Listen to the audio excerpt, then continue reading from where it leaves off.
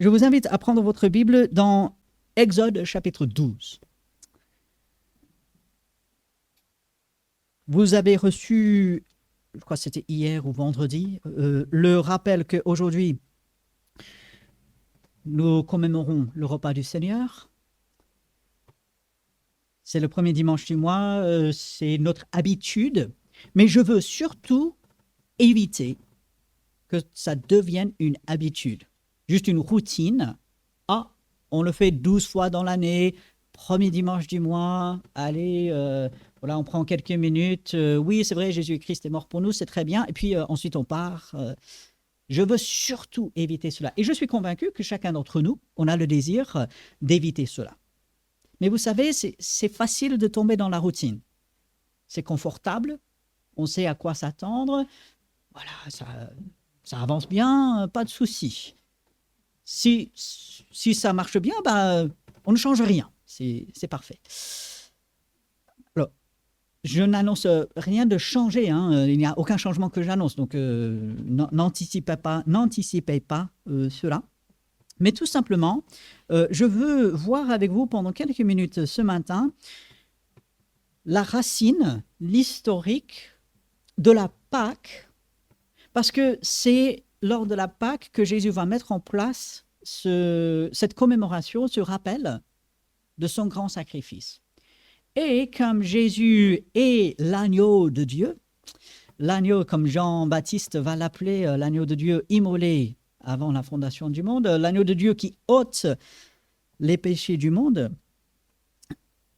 Lorsque nous revenons dans Exode chapitre 12, un des plus grands événements de la vie du peuple juif, de la nation d'Israël, c'était la sortie d'Égypte.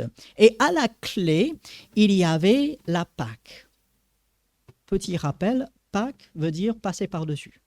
Et quand vous voyez Pâques, pensez passer par-dessus. Et on va comprendre pourquoi pendant la lecture d'un ensemble de versets. Si vous êtes avec moi dans Exode chapitre 12, on va dire, on connaît bien l'histoire, mais il est bien de voir par nous-mêmes, d'avoir sous les yeux et de lire et d'entendre ces versets. Alors, suivez avec moi, je vais lire à partir de verset 1, ce récit donc de la première Pâque.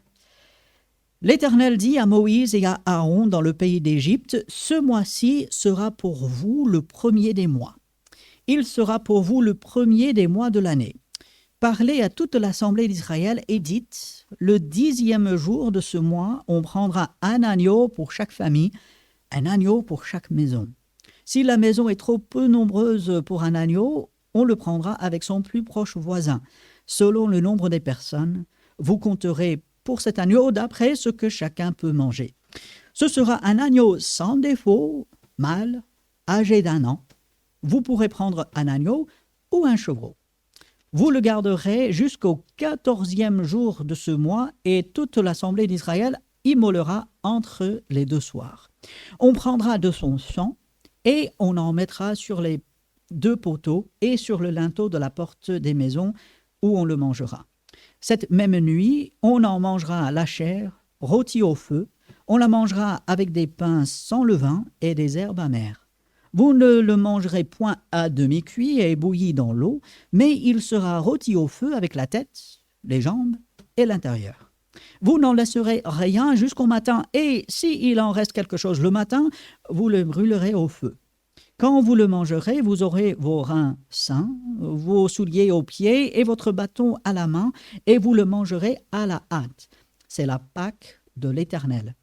Cette nuit-là, je passerai, littéralement, si vous voulez, je pâquerai, okay, parce que Pâque, ça veut dire passer par-dessus, je passerai. Donc, voilà, petite parenthèse. Je passerai dans le pays d'Égypte et je frapperai tous les premiers-nés du pays d'Égypte, depuis les hommes jusqu'aux animaux, et j'exercerai des jugements contre tous les dieux de l'Égypte. Je suis l'Éternel. Le sang vous servira de signe sur les maisons où vous serez. Je verrai le sang et je passerai par-dessus vous, et il n'y aura point de plaie qui vous détruise quand je frapperai le pays d'Égypte. Vous conserverez le souvenir de ce jour et vous le célébrerez par une fête en l'honneur de l'Éternel. Vous le célébrerez comme une loi perpétuelle pour vos descendants. Pendant 7 jours, vous mangerez des pains sans levain. Dès le premier jour, il n'y aura plus de levain dans vos maisons, car toute personne qui mangera du pain levé du premier jour au 7e jour sera retranchée d'Israël. Le premier jour, vous aurez une sainte convocation, et le 7e jour, vous aurez une sainte convocation. On ne fera aucun travail ces jours-là. Vous pourrez seulement préparer la nourriture de chaque personne. Vous observerez la fête des pains sans levain, car c'est en ce jour même que j'aurai fait sortir vos armées du pays d'Égypte. Vous observerez ce jour comme une loi perpétuelle pour vos descendants. Le premier mois, le 14e jour du mois, au soir, vous mangerez des pains sans levain jusqu'au soir du 21e jour. Pendant 7 jours, il ne se trouvera point de levain dans vos maisons, car toute personne qui mangera du pain levé sera retranchée de l'assemblée d'Israël, que ce soit un étranger ou un indigène. Vous ne mangerez point de pain levé dans toutes vos demeures, vous mangerez des pains sans levain. Moïse appela tous les anciens d'Israël et leur dit « Allez, prendre du bétail pour vos familles et immoler la Pâque. Vous prendrez ensuite un bouquet d'hysope, vous le tremperez dans le sang qui sera dans le bassin, et vous toucherez le linteau et les 2 poteaux de la porte avec le sang qui sera dans le bassin. Nul de vous ne sortira de sa maison jusqu'au matin. Quand l'Éternel passera pour frapper l'Égypte et verra le sang sur le linteau et sur les 2 portes, l'Éternel passera par-dessus la porte, et il ne permettra pas aux destructeurs d'entrer dans vos maisons pour frapper. Vous observerez cela comme une loi pour vous et pour vos enfants à perpétuité. Quand vous serez entrés dans le pays que l'Éternel vous donnera selon sa promesse, vous observerez cet usage sacré. Et lorsque vos enfants vous diront « Que signifie pour vous cet usage ?» vous répondrez « C'est le sacrifice de Pâques en l'honneur de l'Éternel qui a passé par-dessus les maisons des enfants d'Israël en Égypte lorsqu'il frappa l'Égypte et qu'il sauva nos maisons. » Le peuple s'inclina et adora, et les enfants d'Israël s'en allèrent et firent ce que l'Éternel avait ordonné à Moïse et à Aaron. Ils firent ainsi. Que Dieu bénisse sa parole et l'utilise dans notre cœur ce matin. 28 versets qui sont pour un autre peuple que nous, parce que nous ne sommes pas juifs, dans un contexte très différent, à une époque très différente. On se dit, mais ok, très bien, Robert, tu as lu ces versets, c'est une histoire, nous savons que Dieu l'a fait. Et alors ? Vraiment, et alors ?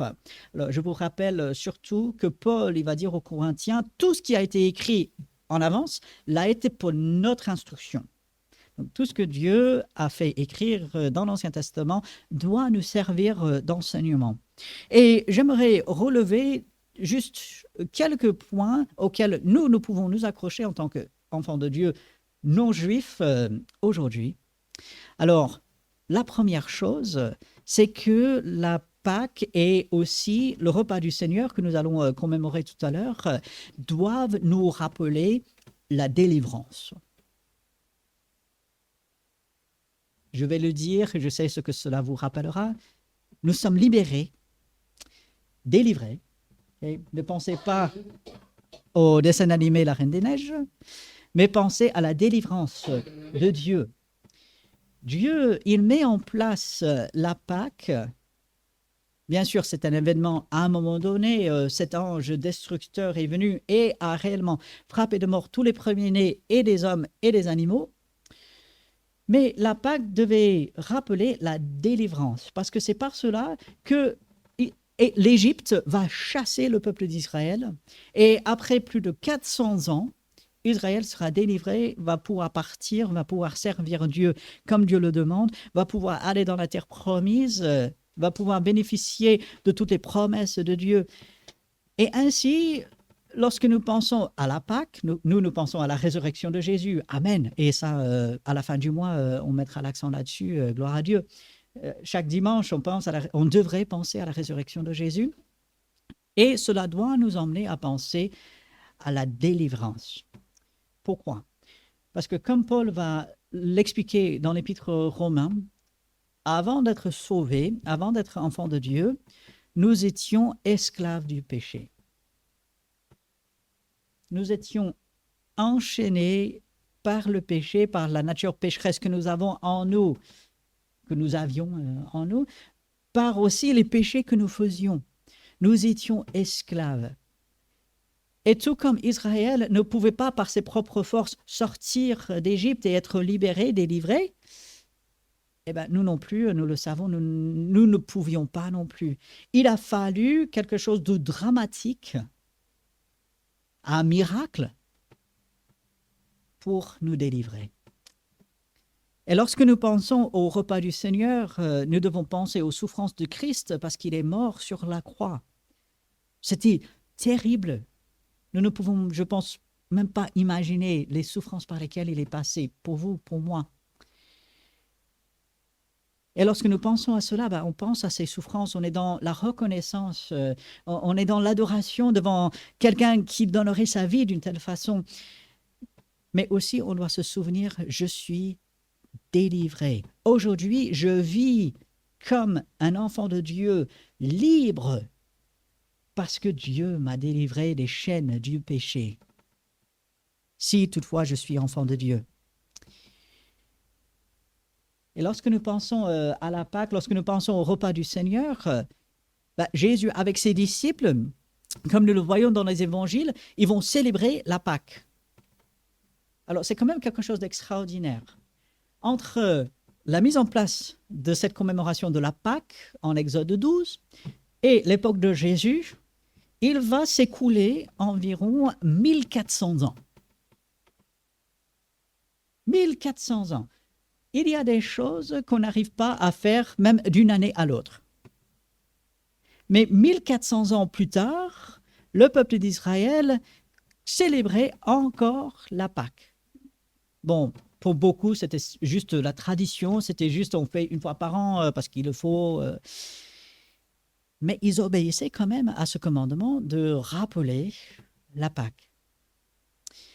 Et Jésus, il va prendre cette commémoration de quelque chose qui est quand même une délivrance, un des événements le plus énorme, plus grand de toute la vie du peuple de Dieu. Et il va dire, vous pensez que ça, c'est une délivrance? Ça l'est, c'est formidable. Mais maintenant, je vais vous montrer une délivrance encore plus grande, encore plus merveilleuse. Parce que la condition d'Israël en Égypte était quand même catastrophique. Si vous lisez le début du livre d'Exode, on se rend compte de toute la souffrance, tout le mal qu'ils subissaient. Mais en tant qu'inconverti, vivant dans le péché, l'homme inconverti est plus mal que cela. Et autant la délivrance du peuple d'Israël ici est énorme, la délivrance que Jésus vient apporter est tellement plus grande.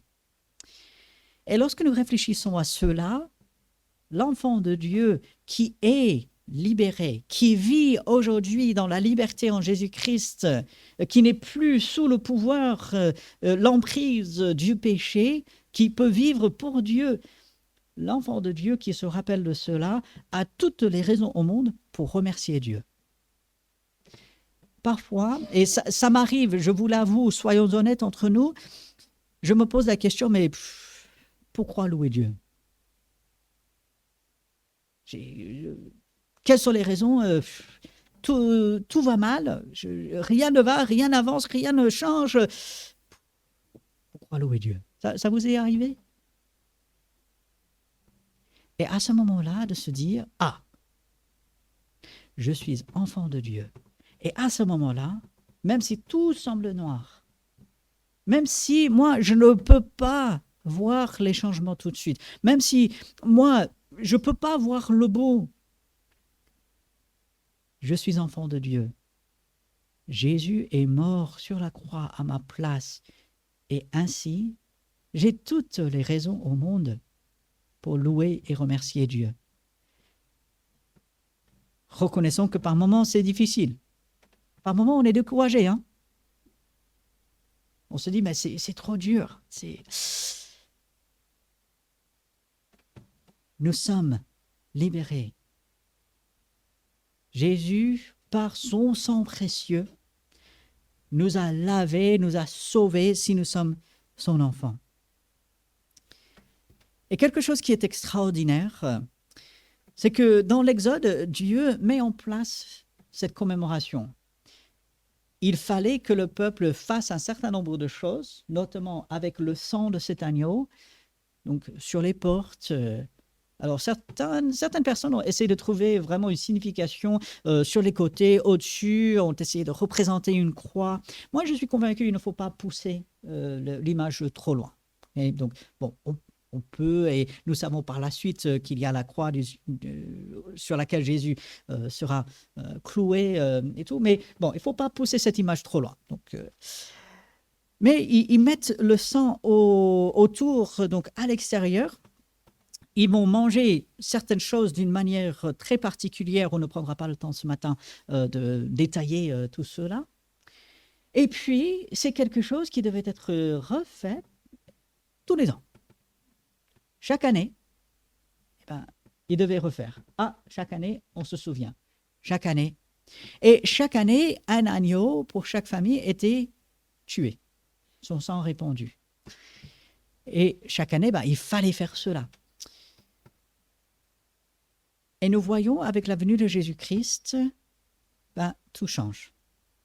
L'Épître aux Hébreux nous l'explique et je vous encourage à aller lire. Ce livre peut être dans la semaine, ce n'est pas très long. Vous lisez un chapitre et demi, vous faites dans la semaine. L'Épître aux Hébreux nous montre que Jésus, nous le savons, il a offert son sacrifice, sa propre personne, son propre sang, une fois pour tout. Il est entré dans le lieu très saint avec son propre sang une fois. Et ainsi, plus de sacrifice. Et ce que le peuple devait faire une fois par an, célébrer la Pâque, nous pouvons faire tous les jours. C'est ça qui est merveilleux. Et puis, Dieu l'a voulu, ainsi il a voulu une commémoration, parce que si nous regardons au verset 17, « Vous observerez la fête des pains sans levain, car c'est en ce jour même que j'aurai fait sortir vos armées. Vous l'observerez, ce commandement, comme une loi perpétuelle pour vos descendants. » C'est très important de transmettre. Imaginez-vous, les tout petits, à ce moment-là, eux, ils ne comprennent pas ce qui se passe.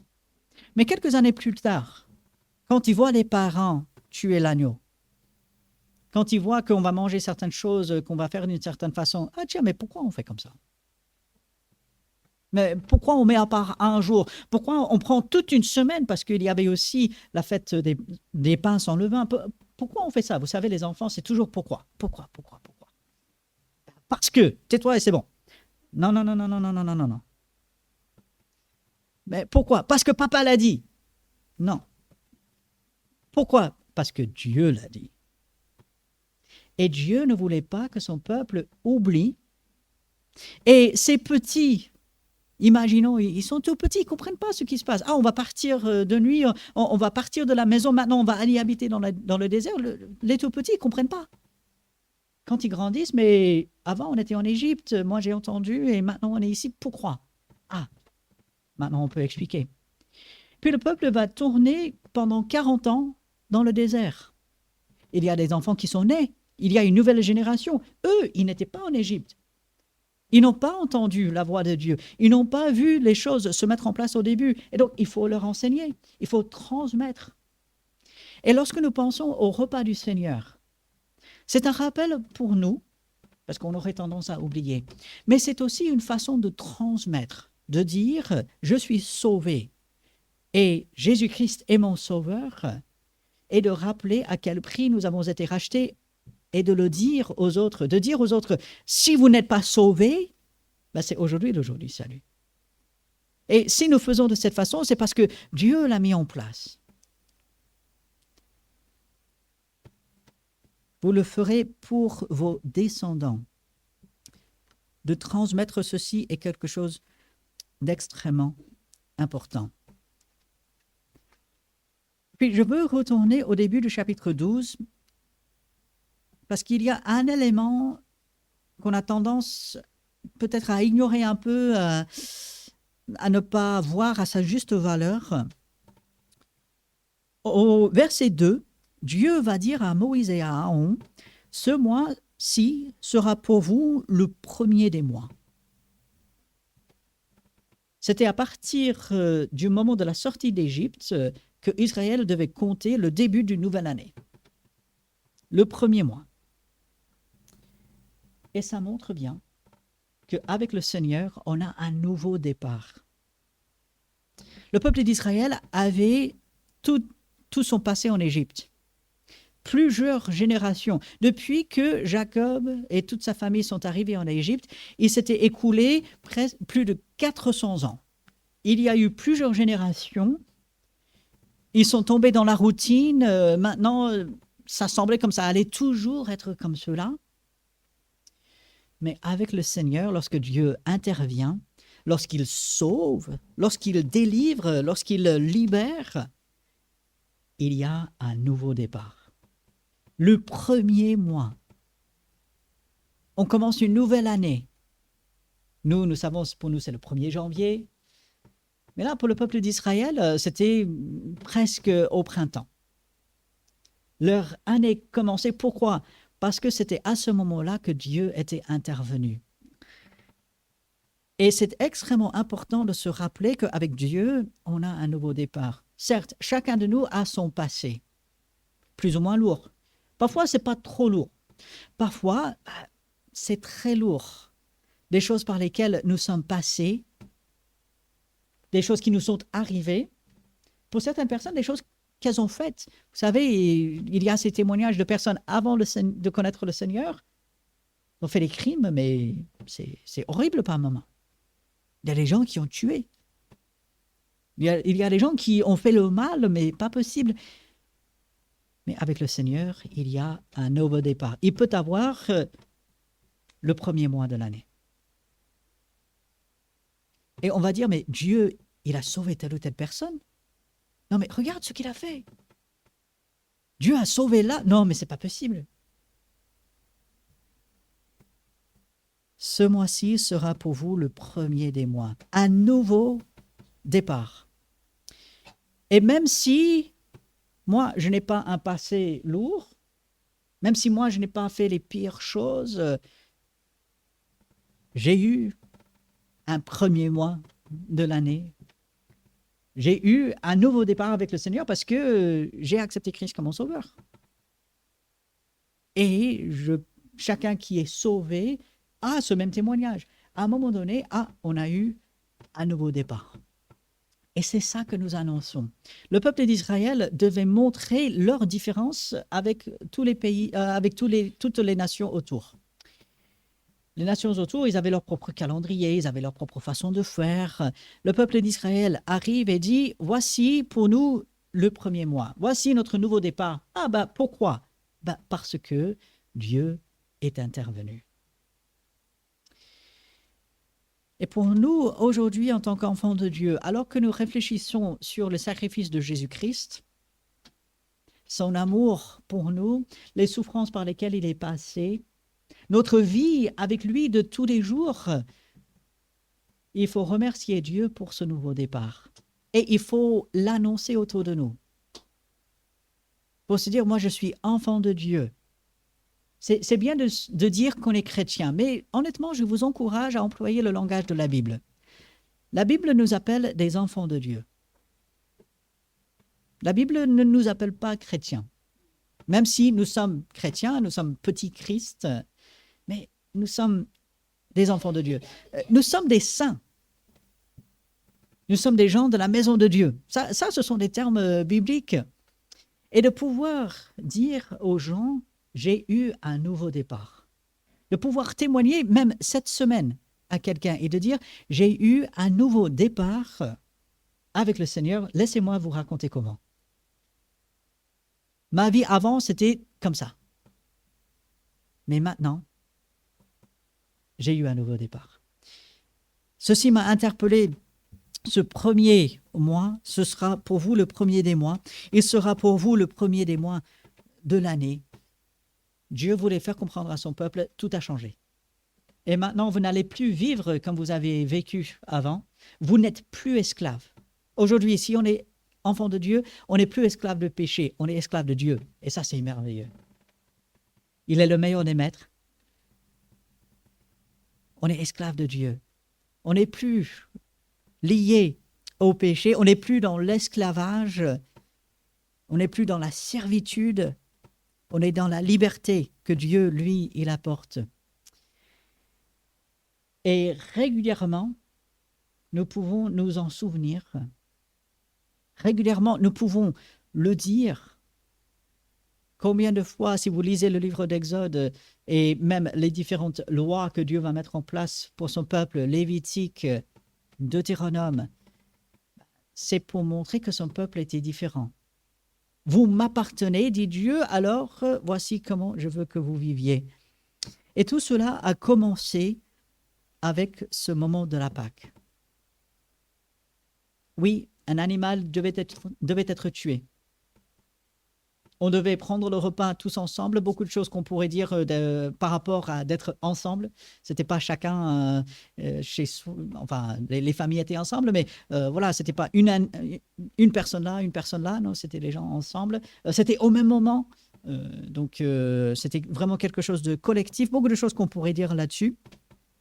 Mais Jésus, 1400 ans plus tard, avec ses disciples, lorsqu'il va se mettre à table, lorsqu'il va prendre ces éléments qui étaient utilisés pour rappeler la grande délivrance d'Égypte et de l'esclavage là, eh ben, il va les prendre pour s'en servir, pour rappeler notre délivrance en lui et pour nous donner un souvenir, pour nous rappeler. Et peut-être dans la semaine, dans le mois, puisqu'on a à peu près un mois entre chaque commémoration, peut-être on oublie. Peut-être ce n'est pas pendant longtemps, mais peut-être on oublie. Et Dieu nous donne cette commémoration pour dire, tu n'es plus esclave. Tu n'es plus, entre guillemets, dans l'Égypte. Tu es libre. Tu es affranchi, pour utiliser les paroles de Paul encore en romain. C'est un nouveau départ.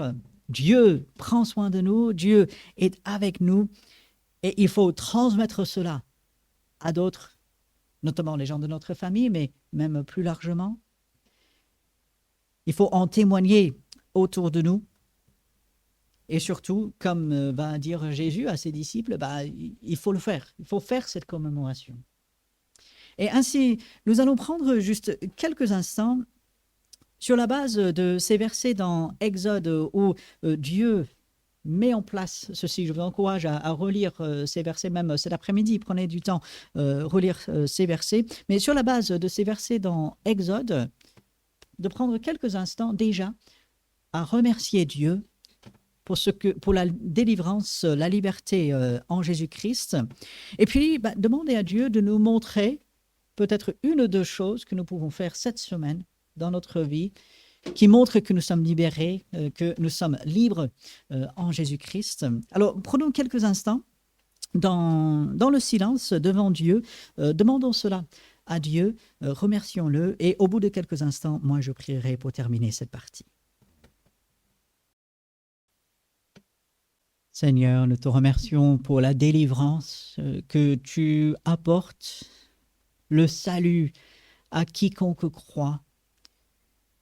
Merci qu'avec toi, il y a un nouveau départ. Merci que tu nous permets de témoigner autour de nous et que tu veux la transmission de ce merveilleux message. Aide-nous, Seigneur. Nous implorons ton aide. Cette aide toute puissante, cette aide que tu es prêt à donner. Montre-nous à travers cette semaine ce que tu veux changer en nous. Donne-nous de pouvoir témoigner autour de nous. Fortifie-nous, Seigneur. Aide-nous. Nous t'implorons. Et c'est en ton nom que nous prions. Amen.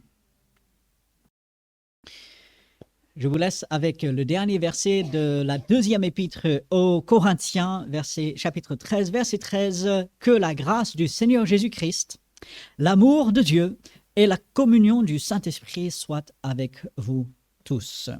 Un très bon dimanche à chacun, que Dieu bénisse. Saluez-vous les uns les autres.